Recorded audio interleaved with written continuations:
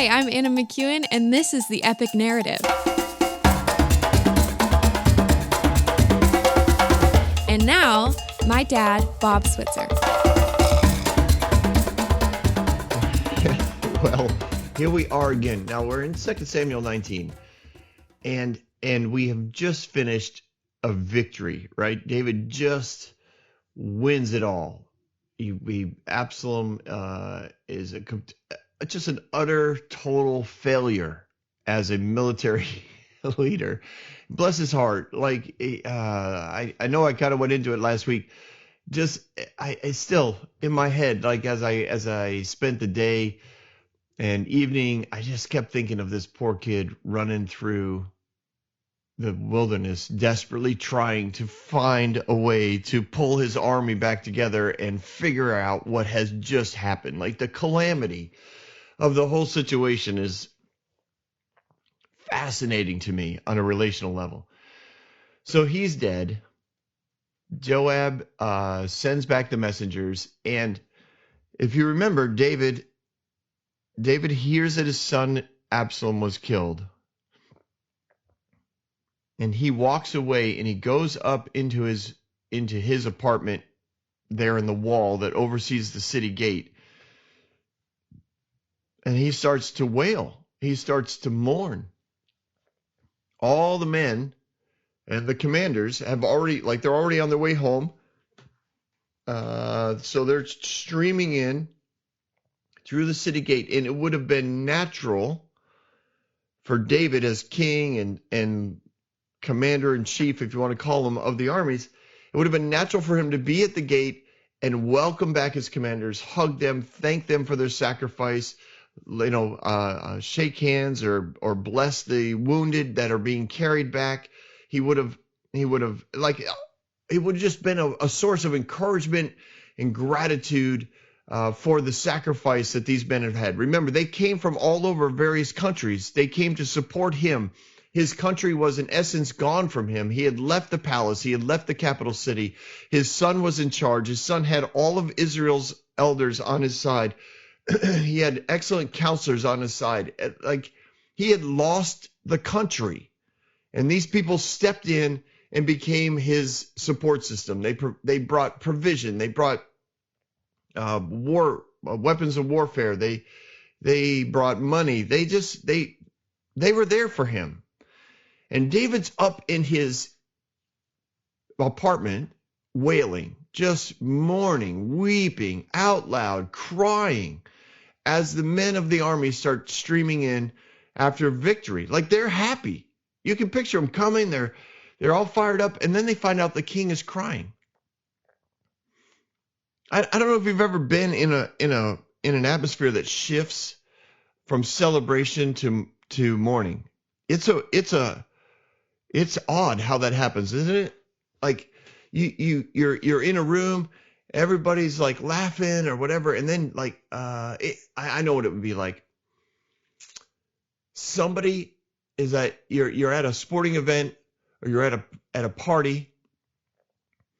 Everybody's having a good time, but then someone gets hurt, like seriously hurt, or in this, at some level, I would say like dies.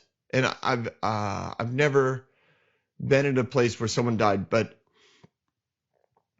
happens in sport, like large sporting events. I don't know if we're allowed to be at large sporting events right now. Currently, in our COVID regulations, we can't go to large sporting events. But you've seen it happen on television.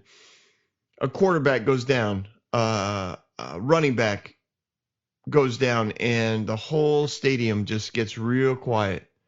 And everybody, often the players will all like take a knee, or they'll back away, or they'll circle up, together to pray. It's this solemnness that takes over. An atmosphere of celebration can shift like that. So that's what's happening to the men as they're coming down the street.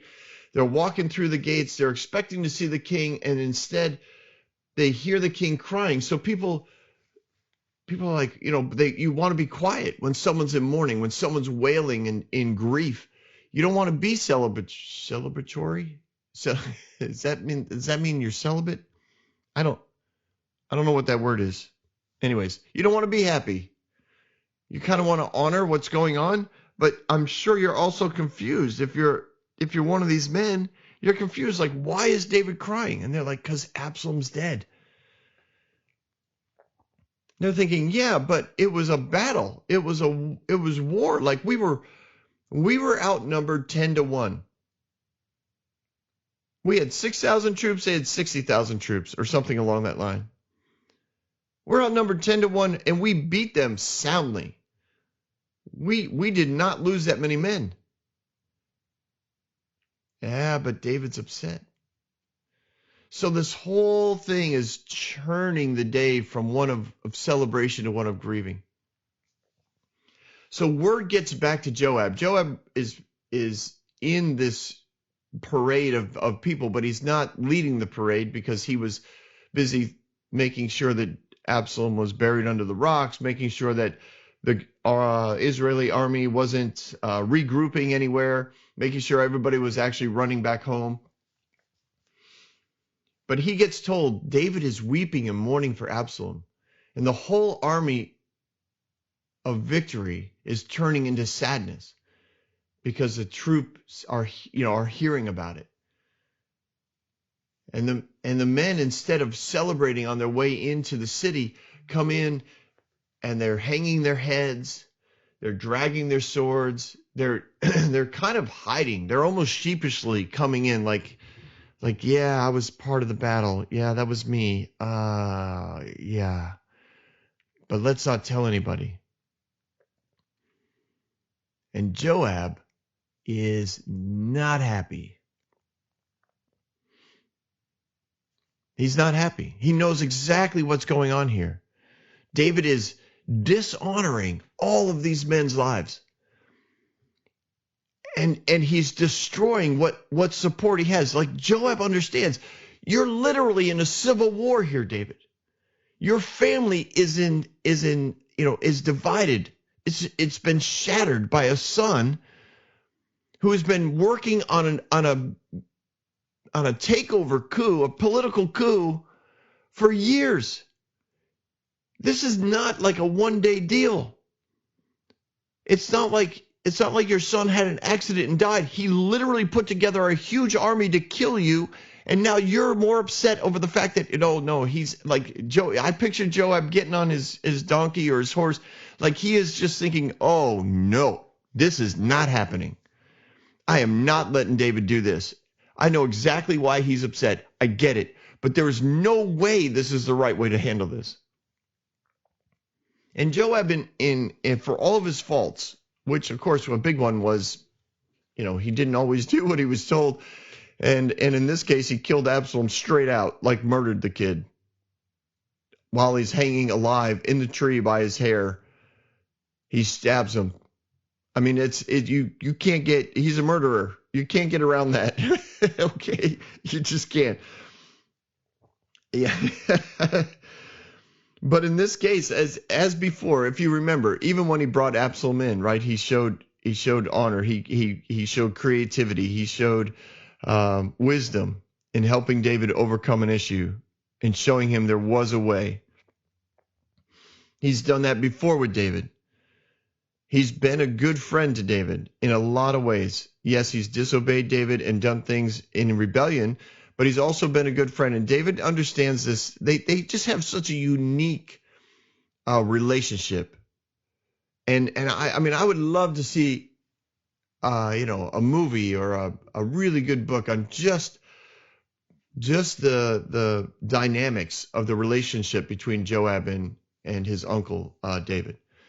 You could start anywhere really in their story because it goes on for so many years through so many ups and downs and geographical locations and political intrigue and family and and there's so much room for imagination in that story because you don't have a ton of day-to-day details, just the big ones.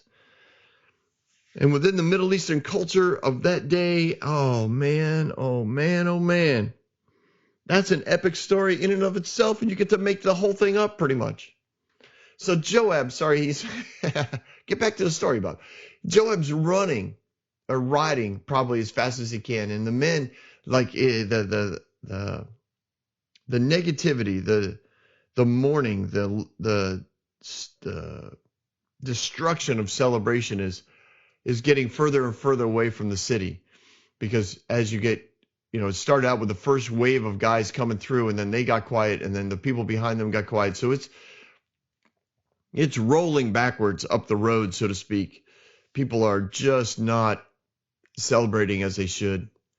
And Joab rides in. He rides in and he goes right up to David. Like you picture him just busting through the doors, running up the stairs. He gets to the apartment. The servants, they're not going to stand in his way. I mean, Joab's covered in blood, sweat, tears. He is mad, and he knows he needs to snap David out of this. And he lays into David, and the scripture says this: today you've humiliated all your men who just saved your life and the lives of your sons and daughters and the lives of your wives and concubines. He just goes right at the heart of this. He's like, David, you are not honoring people. You're dishonoring them. You're humiliating them. This is not right. You love those who hate you and hate those who love you. You're literally doing the opposite of what you should be doing. You're telling everybody, all the commanders and all their men, that they mean nothing to you, and that you would rather have Absalom alive today and all of them dead. That's what you're telling all of us. You're telling all of us, including me, because I'm one of your commanders. You're telling us that you would rather all of us have sacrificed our lives. We would have all died so that Absalom could be alive today. And he hates you. He was coming to kill you. He brought 60, 80, 100,000 troops to kill you, David. This was not a negotiational technique. They were in for all-out war. I know. I was there. They were trying to kill us, David. We were chasing them around. They were trying to kill us. We killed them. We won the victory. What you're doing here is wrong, dead wrong, and embarrassing and humiliating and dishonoring. I don't know if he slapped him, but you got to get this. I mean, he slapped him verbally. I mean, David's wailing, weeping. He probably sees Joab, and his first thought is, that Joab might join him in his mourning. Because when you're sad, you want people around you that are going to do that. And I'm guessing there were probably some wives or some concubines that, as confused and odd that David's reaction was, they probably were in there with him, weeping with him. There were attendants that were mourning along with him, because in the culture of that day, when someone went into mourning, people would mourn with them. And Absalom just busts in the door, and David's looking at him, and he's probably thinking, oh, my friend, my nephew, my family, Joab. And Joab's like, what in the world are you doing? Do you have any idea what you're communicating to the men today? David, look at me. And David's like, you're humiliating all of us. You have told all of us that you'd rather us die, including me. Do you want me dead, David? Uncle, would you like me to die? Would you have rather me stab myself so that Absalom could live, the one who actually came here to kill you? Would you rather all of your wives, the ones that are here mourning with you, and all your concubines, would you rather them be raped and killed by Absalom? Who, by the way, remember, all right, we all know he slept with all your concubines already, the ones that you left behind.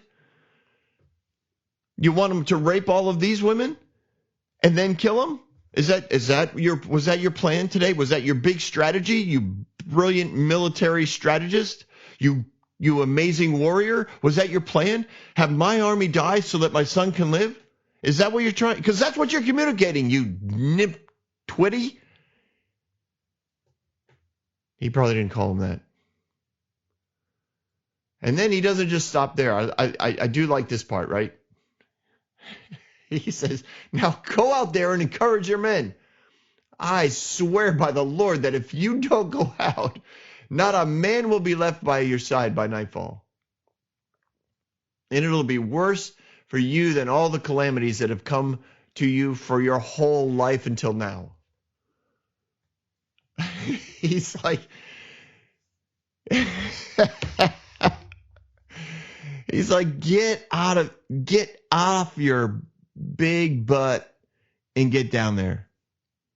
You thank those men. You hug those men. You encourage those men. You thank them. You pour them a glass of wine. You bust out the raisin cakes. You have a party. You celebrate this victory. Do not do what you're doing. You get down there right now. He didn't even give them wash your face, change your clothes, get down there and sell it. He's like, get up now. You're coming with me now. This is not an option, David. You need to do the right thing. You can picture David.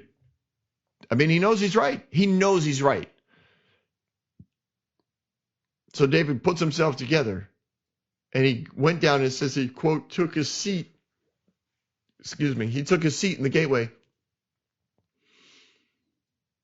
But this would have been a regular place in regular times. This is where the elders sit, right? This is the main entrance of the city. So he goes down there and he starts to thank the men. He starts to shake their hands. He starts to bless them. He starts to, he starts to do what he was supposed to do. And the celebration comes back. The proper response to victory comes back. Now, David is sad that Absalom died. He is. And I get it. Rebellious kids don't make it easier to get, to lose them. I've been around many parents who have had rebellious children that have, wanted their parents to die, did negative things to hurt the family. But man, if something bad happens to those kids, the parents still mourn. They still hurt. And if that child dies, the loss of potential is devastating to these parents because love always looks at what this person was designed to be. It looks at what their purpose and destiny was or is. And out of love, you look at them, and even though everything about them is saying the opposite, all the circumstances around them is saying the opposite, you look at that child and you think, but I know what they could be. And that's exactly what David was looking at when he saw Absalom. He knew Absalom had rebelled against him, that he had, turned the nation against him, and that he was out to kill him. But David also looked at Absalom and thought, there's leadership there. There's authority there. There's purpose there. And I was not a good father. I didn't help nurture that. I didn't put him in the right path. I didn't influence him in the right way. But clearly the guy has skills. He just pointed it in the wrong direction. And David's looking at redemption, and he's looking at opportunity missed. And it crushes him because he's the father and he's the king. But that doesn't mean that in the moment, as a leader, sometimes you don't get the option for personal processing until you've properly processed with those that are around you. And that's one of those things that happens in leadership.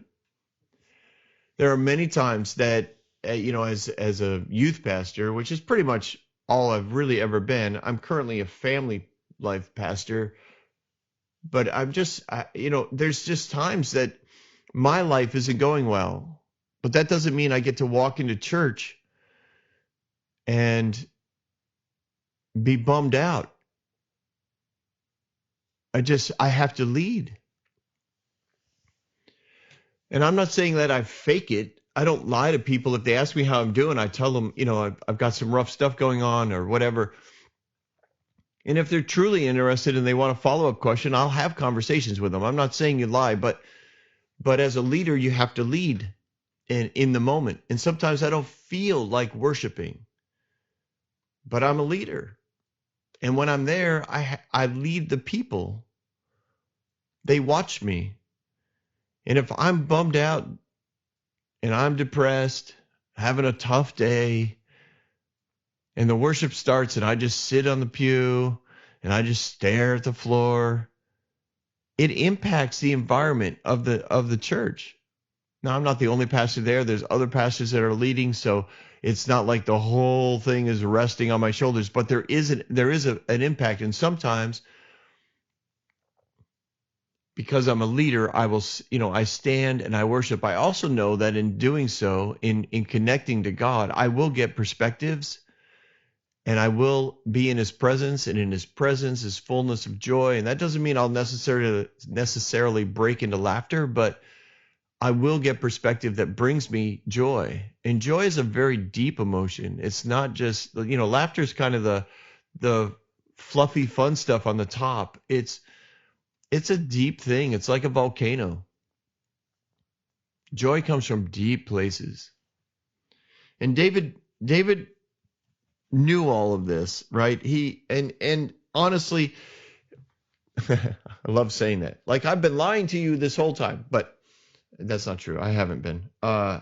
When you break down the Psalms, and I haven't done that in this podcast because it's not the direction I wanted to go. I wanted to go in the narrative. But if you wanted to do a study in the Psalms and match it up to the history of David, match it up to the story of David, you can see his internal struggles. Most of the time, his internal struggles are on the top end of the Psalm. And where he lands at the end is with heaven's perspective. And he doesn't deny that he's having a tough day, or that people, he looks around and it looks like everyone hates him and have turned their back on him and want to destroy him. Well, yeah.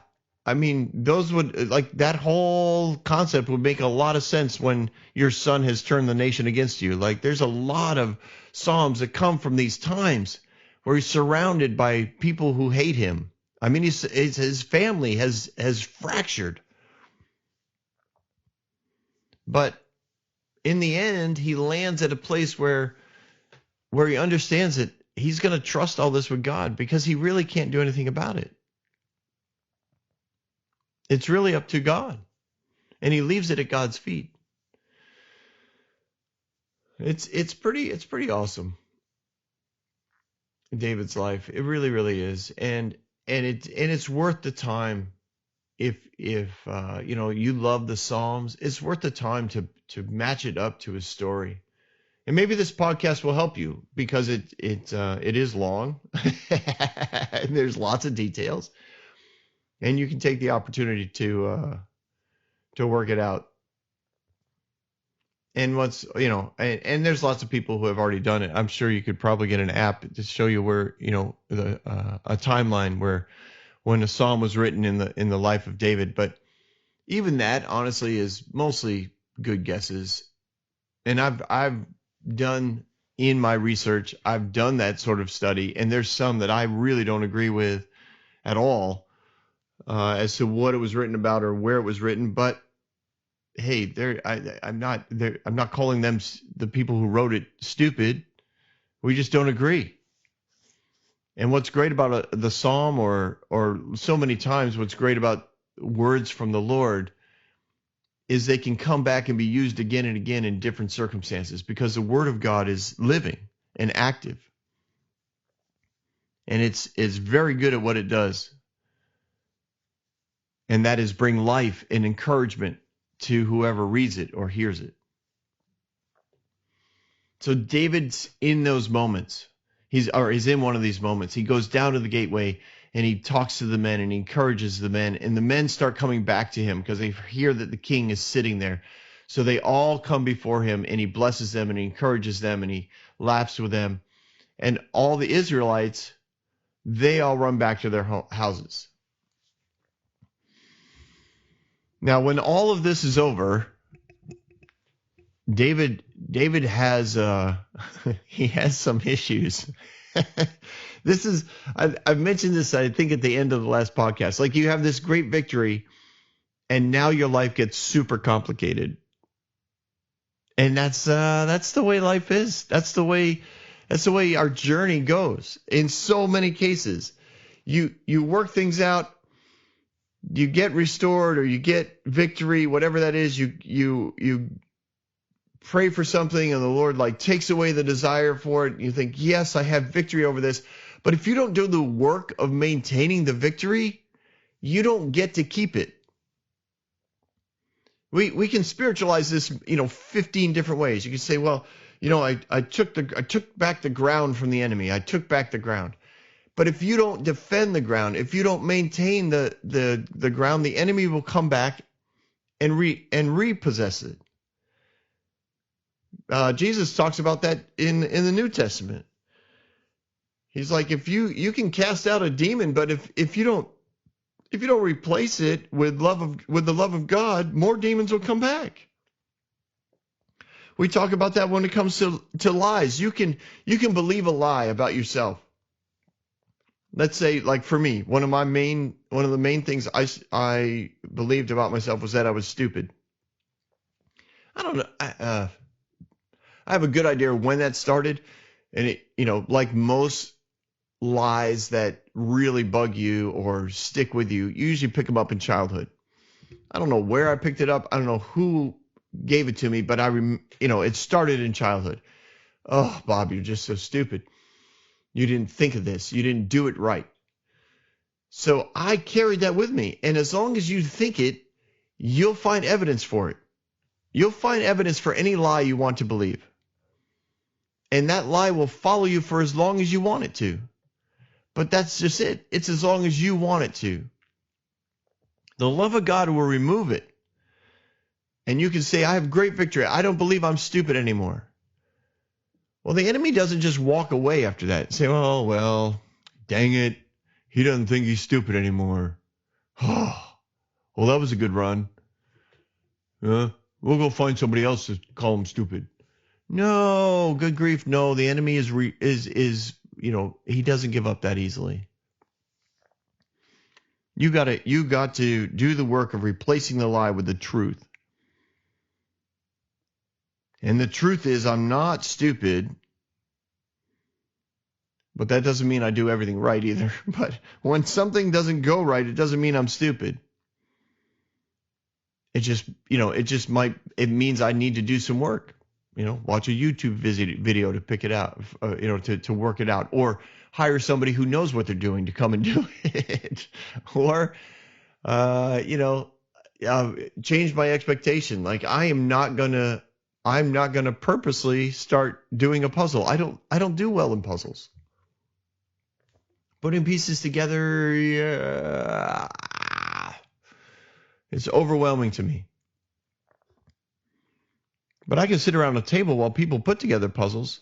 And this is what's funny for puzzlers, right? I'll sit around a table, and for them, people who love puzzles, they look at, like they can't walk by the table without thinking, oh, I'll find one more piece. I can walk by a puzzle that isn't finished probably for years. It wouldn't bother me.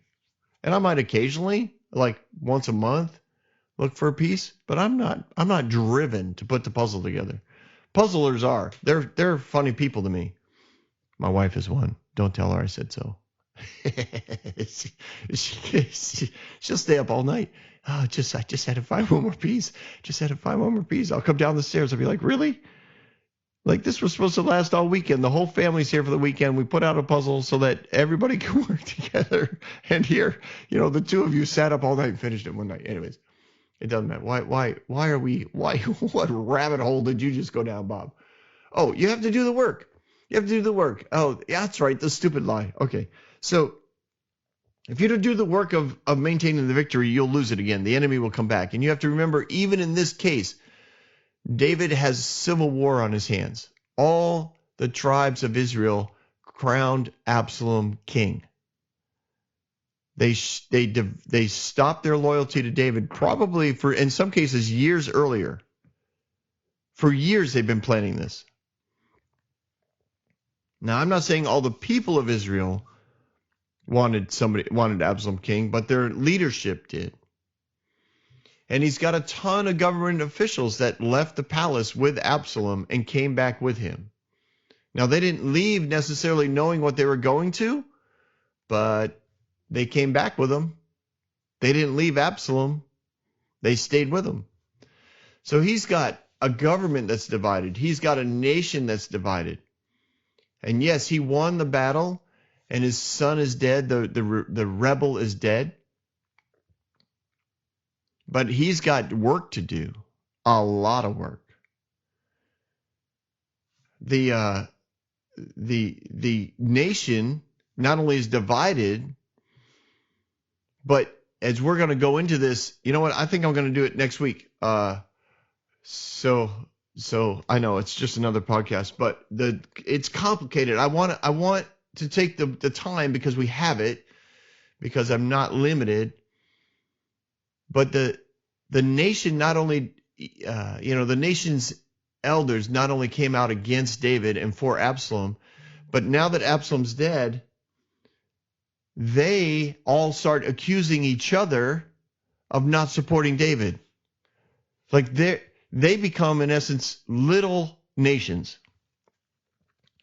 And some of them are going to come out right away for David, and some of them are going to delay because they don't know what David's going to do to them, and they don't want to, like they've gone into defensive mode.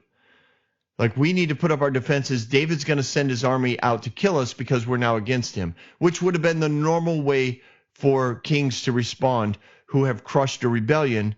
They go out and they kill anybody who rebelled against them to make sure everyone else knows, you don't rebel against me or I'll kill you. So that's what some of them are afraid of that. And some of them who want to come out for David because now they think, okay, that was dumb. Absalom is not a great leader. Ahithophel was not true to what he said he'd be. I mean, Ahithophel literally went and killed himself. So he's dead. Absalom's dead. The massive army, many of his countrymen are dead. So that you've got families now that are mad at David, even though technically he wasn't on the battlefield, but they're mad at David for killing their sons who went out against David to kill David because they had to send their sons in against David because Absalom told them to. So now all of that tragedy is dumped on David, and David now has to heal the land. Somehow he has to move the nation forward and out of the mess that it's in. And it's been in a mess for years.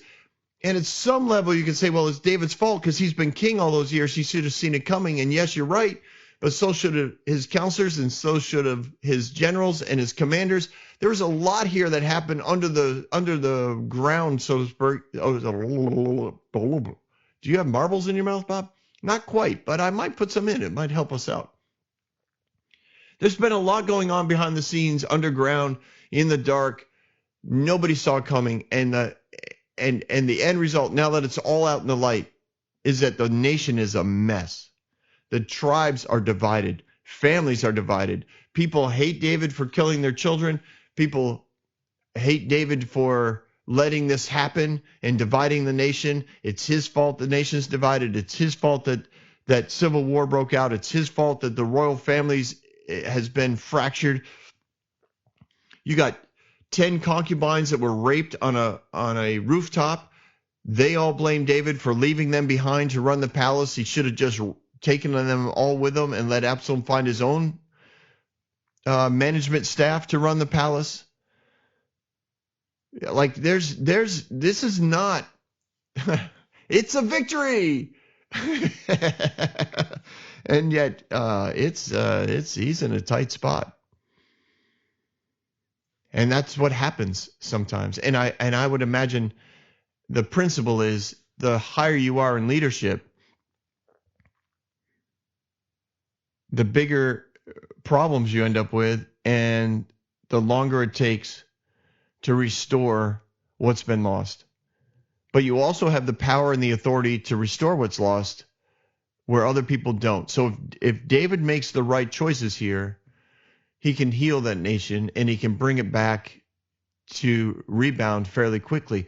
But if he gets distracted, if he gets sucked into the individual tribes and the individual families and all of their politics and all of their pride and all of their offense and all of their defensiveness. Like, this could go south really easily. Like, the wisdom this is going to take and the honor that this is going to take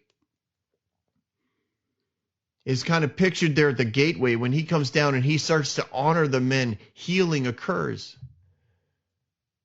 Healing occurs, and people start to come to David and are blessed by David. And David, I think, starts to get the picture of what he's going to need to do for the nation.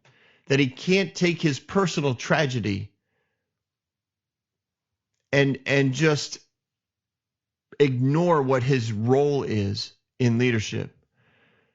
And sometimes, when you are a good leader and you've put good leaders around you and things are running well, you start to get personal, right? Your attention turns to your personal issues, your personal projects. You work on your lawn a lot. Because you have good people around you.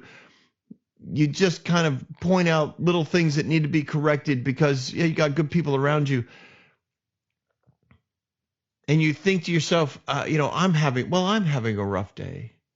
And you miss out sometimes on the opportunity to lead people into what they need to do. Your humility starts to go out the door, and you start to become self-centered and self-focused. And you don't want to do the work. It's a lot of work. Let's find somebody else to do this. And you take yourself out of the role of leading. And you might put yourself in the role of demanding or dictatorship or tyrant, where you still have all the authority. So now you're just telling people what to do. And those are all choices that David has to make. Am I just going to order people around? Yeah, kill everyone who's come up against me, get rid of them. That's another, a pastor might say something like that. Like, well, let's just get them out of leadership. I don't like the way they make decisions. I don't like, they hung me out to dry. They threw me under the bus.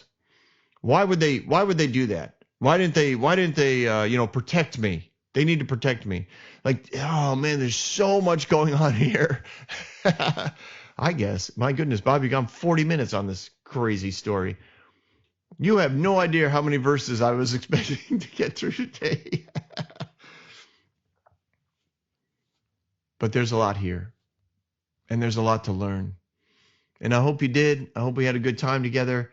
And we're going to hit this, we're going to hit the details, right? I've kind of covered the overall picture of what David is looking at and why he was in mourning, why he had so much weight on his shoulders. And honestly, without Joab, this whole thing would have went south fast, and Joab knew it. And Joab's relationship with David is complicated, but he wasn't always bad. Like, he is a murderer. He's done this now twice to David, murdered people he was told not to. But he's also been there for David and been a source of blunt wisdom. He's like, if you don't get down there and encourage these men, if you don't do the honorable thing now, all of your support will disappear, and you really will have a mess on your hands. We need their support. You need their support if we're going to pull this nation back together. And David understood that, and he went down to the gateway and he did what was right. He put his personal issues, his personal mourning off to the side. And he said, all right, I need to do what's right for the call of God, the anointing God's put on my life. It's clear by the winning of the victory that God still wants me as king. I'm still anointed to be king. This was not his plan for me to be, this was not the way that God wanted me to be replaced, which is the way he felt when he was coming out of Jerusalem, if you remember. When Shimei was cursing him, he told his men, listen, maybe this is the way God wants me to be replaced. Maybe because I wasn't paying attention, God had to do something dramatic in order to put someone new in as the king. I mean, David had to understand he's not going to live forever. Somebody eventually has to replace him. He hadn't named anybody since Amnon, the crown prince, had been murdered. So He's like, maybe this is it. But now he understands, nope, I'm still king. No, my anointing is still there. My calling is still there. And now I have to put everything back together. I need to start by doing the right thing. And he went down and he celebrated with his men. And none of that would have happened if a man of wisdom, blunt wisdom, hadn't come in, busted into the room, and in essence punched David in the face, slapped him in the face with the truth. So yeah, we'll continue this next week because the details of the putting the nation back together. They're pretty detailed, and we'll have some fun with it as well. So have yourself a great day, everyone. Thanks for hanging out.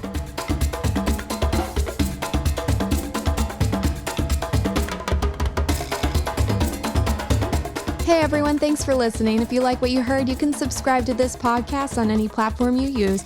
You can also reach out to Bob for questions or booking at thebobswitzer.com or email him at thebobswitzer@gmail.com. See you next week, guys.